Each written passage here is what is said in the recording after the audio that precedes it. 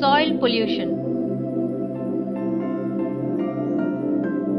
Introduction. Our environment is composed of atmosphere, earth and water. It was clean and enjoyable, but due to various activities of man, the composition and complex nature of environment got changed. Such activities are thought desirable for human development and welfare, release unwanted materials into the environment, causing it to be imbalanced, rendering our life miserable. What is soil? Soil is one of the three major natural resources alongside air and water. It is a natural medium on the surface of the earth in which plants grow. Soil is made up of minerals and decomposed organic matter along with air and water. Soil can create a habitat for fungi, bacteria and related organisms which in turn feed and support plant life. Healthy soil is fundamental to the quality of food it produces and to the health of those who eat the food produced from it.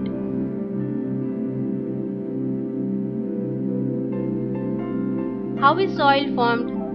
Soil formation is a long and complex process and it takes 100 to 10,000 years to create 1 inch of topsoil.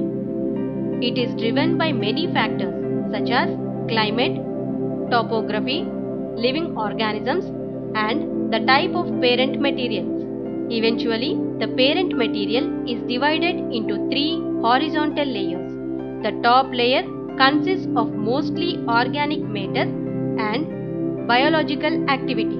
The middle layer is the zone of maximum material accumulation and the bottom layer bold is mainly the parent material but slightly altered. The topsoil is important since it is the foundation for the life on the earth. Soil properties.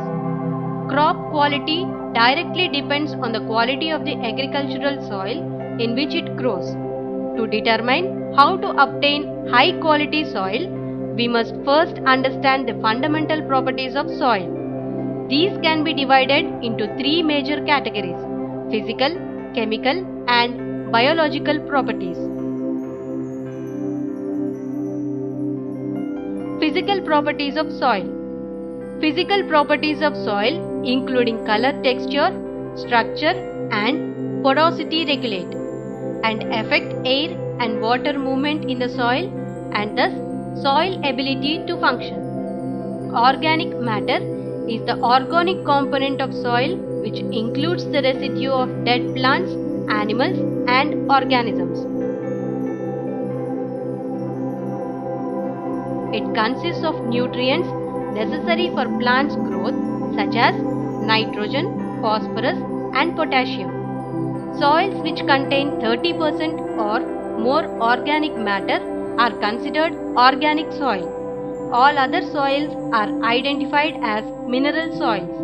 Organic matter in soil improves water infiltration, decreases evaporation and increases the water holding capacity.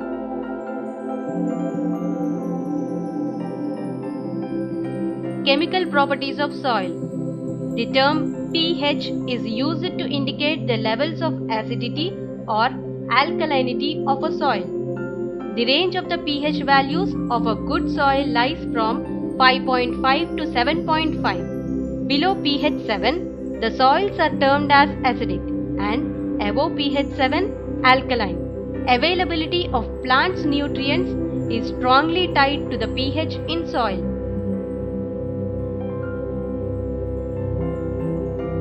Biological properties of soil. Soil is not a dead mass but an abundance of millions of organisms.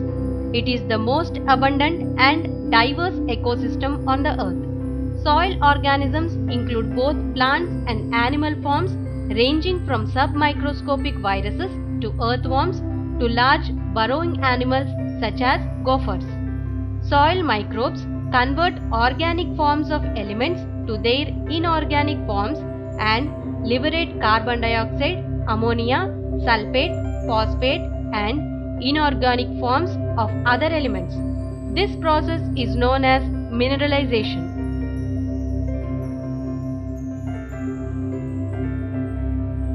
Soil fertility. Fertility of soil is closely associated with the properties of soil and is defined by its capacity to hold water and nutrients and supply them to plants when they need them, independent of direct application of nutrients. When nutrients are bound in biological or organic form, they are neither lost nor bound to soil particles in a way which makes them unavailable to plants. Therefore, soil fertility can be described in terms of soil organic matter contents of the soil. Mycorrhizae improving soil structure. Mycorrhizal action in soil and take plant carbon from the air and deposit into soil organic matter and stable soil aggregates. Proper soil fertility management is very important for successful crop production and farming. Soil pollution. The impact of various human activities for development and welfare are invisible, and land pollution is a good example for that. We can't easily see the poisons that seep from underground mines, the garbage we have dipped into landfills, or from industrialization, agriculture, and other mismanagement by human beings. Land pollution, in short, is a much bigger and more subtle problem that it might appear. Dumping and decomposing. We are producing tons of waste in our daily activities. It is dumped at wherever the vacant place is available in urban as well as rural areas. Some of these wastes are decomposed, but some are not. The waste generated from various sources can be categorized into two types.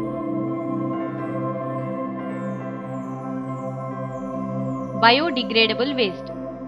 Biodegradable waste includes substances that can be degraded by microbes into harmless and non-toxic substances.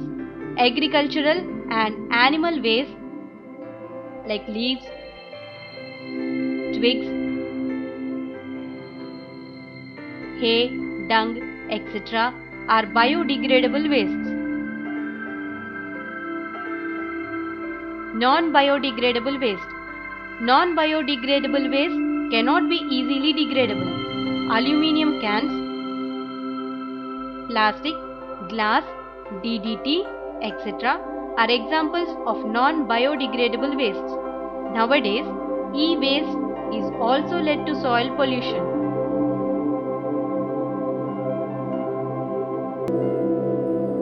Decomposition is the process of materials being digested and broken down into simpler substances, making nutrients more available to plants. On the other hand, non-biodegradable materials directly contribute to a land pollution due to the excessive amount and improper waste management. Fly ash, iron and steel slag, medical and industrial waste disposed on land are important sources of soil pollution.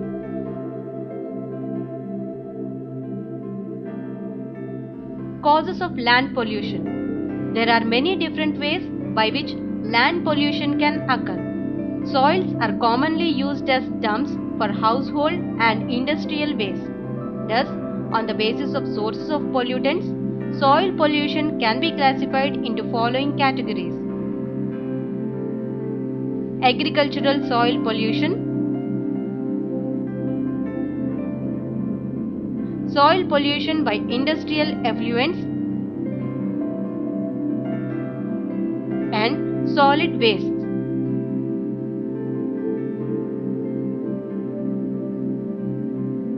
Pollution in soil is associated with indiscriminate use of fertilizers, indiscriminate use of pesticides, insecticides, and herbicides. dumping of large quantities of solid waste, deforestation and soil erosion.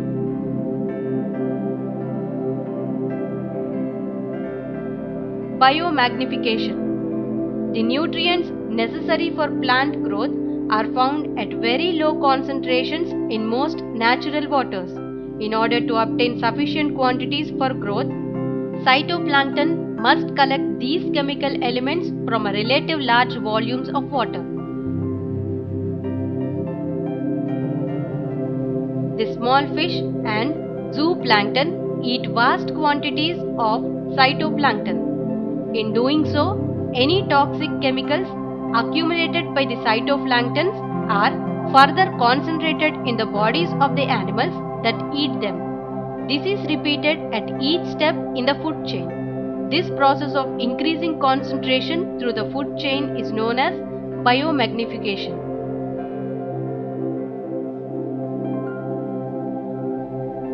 Dumping of solid waste. The increase in population and urbanization are largely responsible for the increase in solid waste.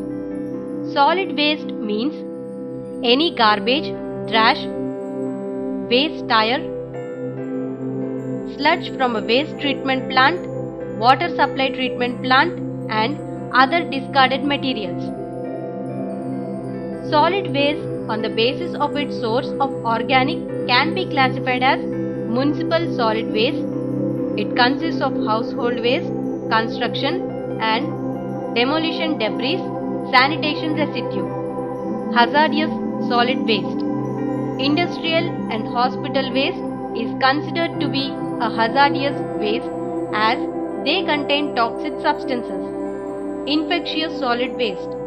Biomedical or hospital waste generated during diagnostic treatment, etc.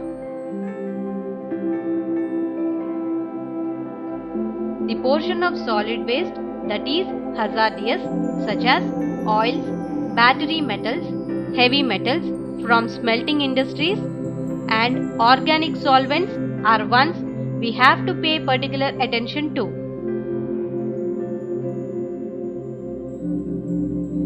Deforestation. Soil erosion occurs when the weathered soil particles are dislodged and carried away by wind or water. Deforestation, agricultural development, temperature extremes, precipitation, including acid rain, and human activities contribute to this erosion. Forests and grasslands are an excellent binding materials that keep the soil intact and healthy. During the past few years, quite a lot of vast green land has been converted into deserts. Deforestation is slowly destroying the most productive flora and fauna areas in the world.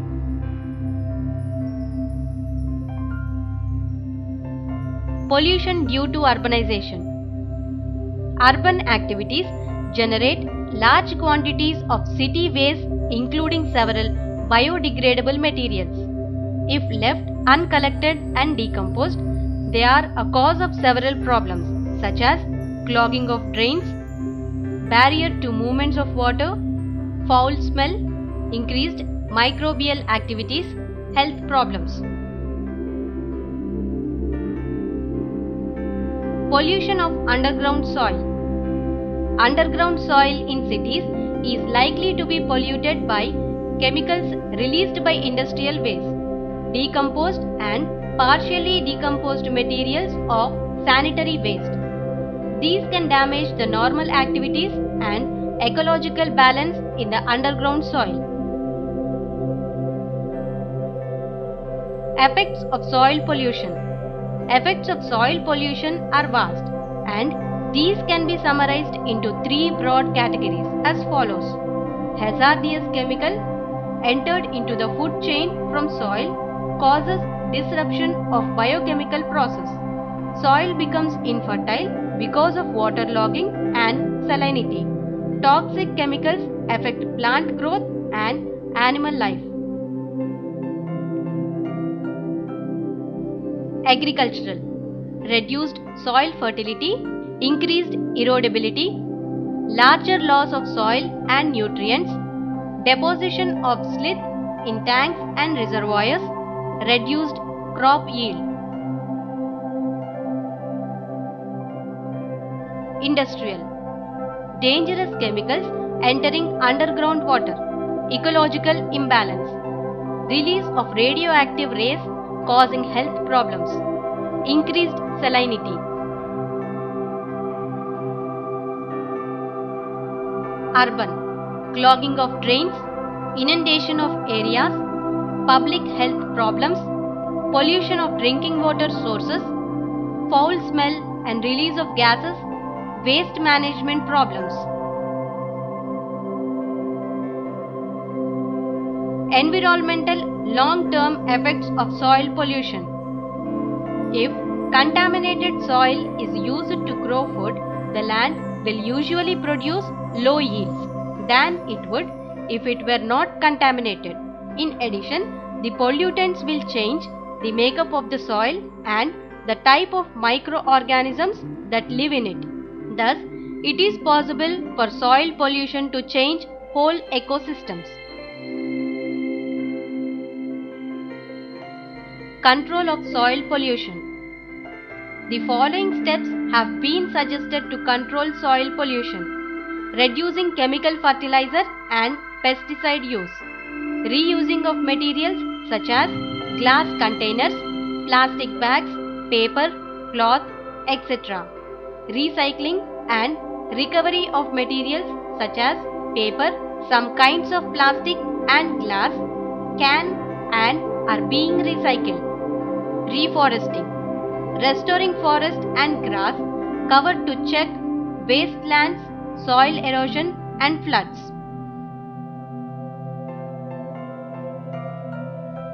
Soil waste management. The soil waste which are accumulated on the soil will pose a great problem to us. Throwing the waste in dump yard is not the solution to the problem. Thus, proper methods should be adopted for management of solid waste disposal. Solid waste management involves activities including collection, transfer and transport to suitable sites and safe disposal of waste by methods which are environmentally compatible.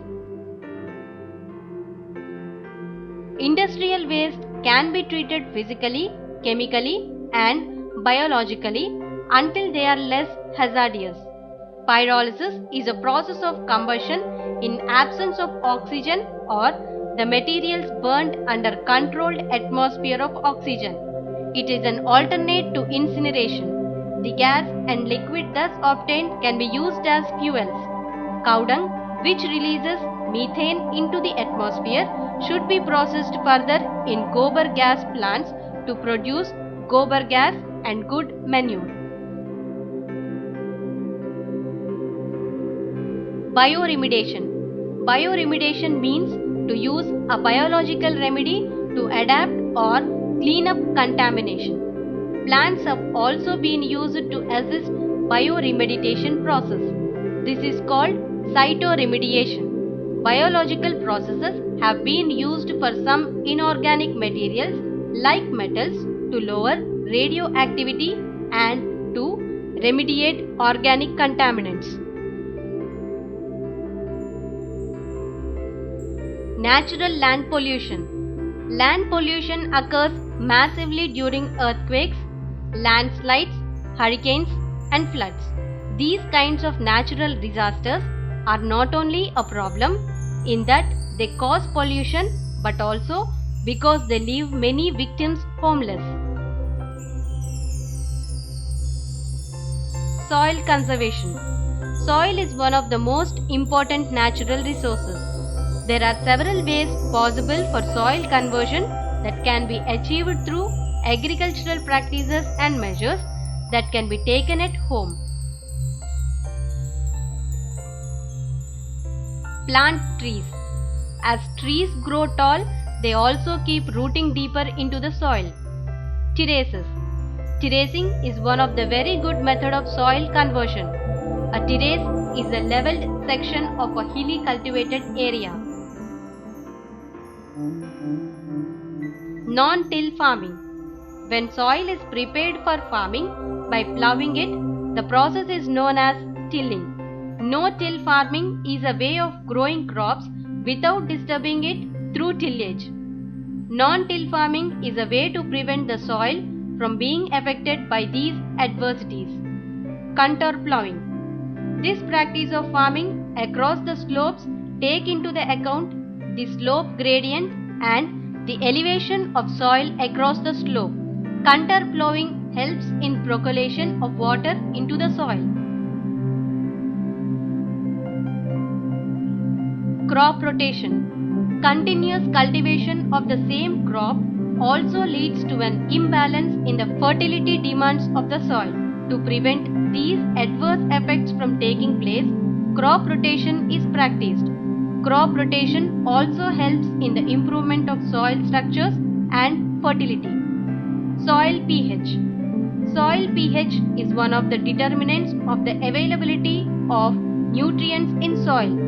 The maintenance of the most suitable value of pH is thus essential for the conversion of soil.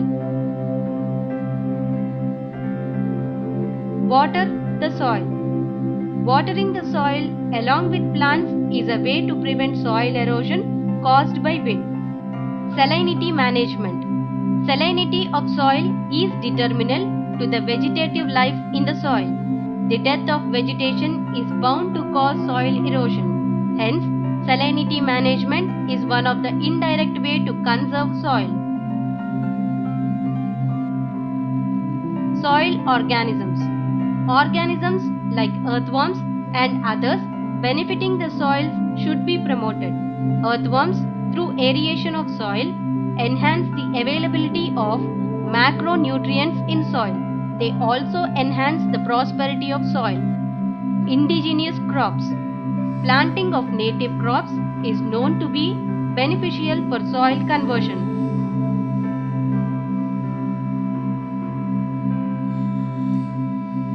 మా video కనుక మీకు నచ్చినట్లయితే like చేయండి, share చేయండి.